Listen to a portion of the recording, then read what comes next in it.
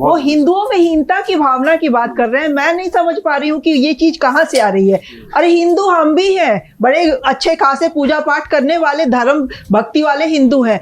हमने अपने आसपास कभी नहीं देखा कि हिंदू हीनता की भावना से जी रहा था और अब वो हीनता मोदी जी के आने के बाद कम हो गई है। तो ये भावना कहाँ से आ रही है, मैं तो इसी को नहीं समझ पा रही हूँ। राजनीतिक हिंदुओं की बात कर रहे हैं। नहीं देखिए, बिल्कुल हिंदू गर्व का एहसास कर रहा है। अगर आपको राम मंदिर हिंदू गर्व की अभिव्यक्ति नहीं दिख रहा है तो आप आंख मूंद कर बैठे हुए हैं। अगर आपको काशी विश्वनाथ कॉरिडोर हिंदू गर्व की अभिव्यक्ति नहीं दिख रहा है तो आप आंख मूंद कर बैठे हैं। अगर आपको महाकाल कॉरिडोर हिंदू गर्व की अभिव्यक्ति नहीं दिख रहा है तो आप आंख मूंद कर बैठे हुए हैं। आपको प्रयागराज में कुंभ के समय जो 2019 में हुआ, अगर वो हिंदू गर्व की अभिव्यक्ति नहीं दिख रहा है तो आप आंख मूंद कर बैठे हैं। आपको विंध्याचल धाम अगर हिंदू गर्व की अभिव्यक्ति नहीं दिख रहा है तो आप आंख मूंद कर बैठे हैं। आपको प्रधानमंत्री का प्राण प्रतिष्ठा के पहले 11 दिनों तक अनुष्ठान करना नहीं दिख रहा है तो आप आंख मूंद कर बैठे हुए। आपका प्रधानमंत्री देश की हर भाषा में रामायण सुन रहा है। रामचरितमानस से लेकर कम्ब रामायण तक, भावार्थ रामायण से लेकर तमिल, तेलुगु, मलयालम,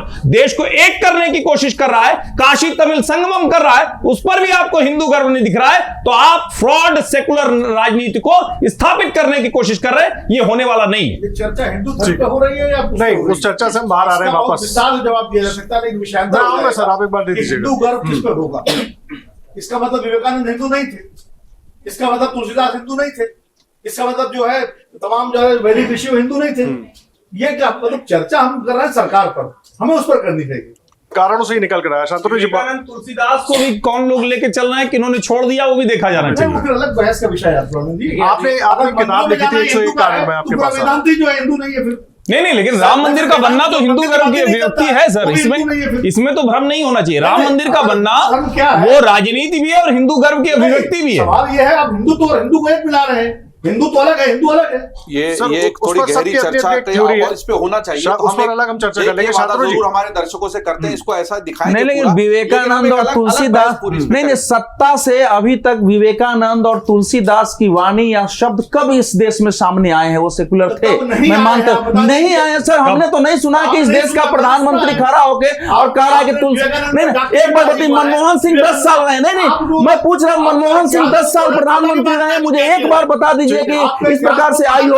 इसके बाद राजेश, ये जो है, मैं तो पंडित नेहरू के भाषण में से निकाल के बता दीजिए हमको। ये चीजें बदली है सर, जो बदलाव है उसको स्वीकार करना पड़ेगा। पहले बोलने में हमको हीनता बोध होता था, दुनिया के स्तर पर अपने को हिंदू कहने में हिंदू कमजोर महसूस करते थे। कैसे बात कर रहे हैं? मुझे लगता है हमें अपने विषय पर आना चाहिए। आपके अंदर नहीं होगा, क्या लाखों करोड़ों लोगों के अंदर हिंदू बोध था। हमको लोग बोलते थे हिंदू क्या है भाई, हिंदू क्या बोलते हो? ठीक है, आप ये कोई नहीं कह रहा, ये कोई नहीं। आप हर चीज को नरेंद्र मोदी से जोड़ते हैं। अगर आप ये वीडियो YouTube पर देख रहे हैं तो हमारे चैनल को सब्सक्राइब करें और बेल आइकन को दबाना ना भूलें। अगर आप Facebook पर ये वीडियो देख रहे हैं तो हमारे पेज को लाइक करें।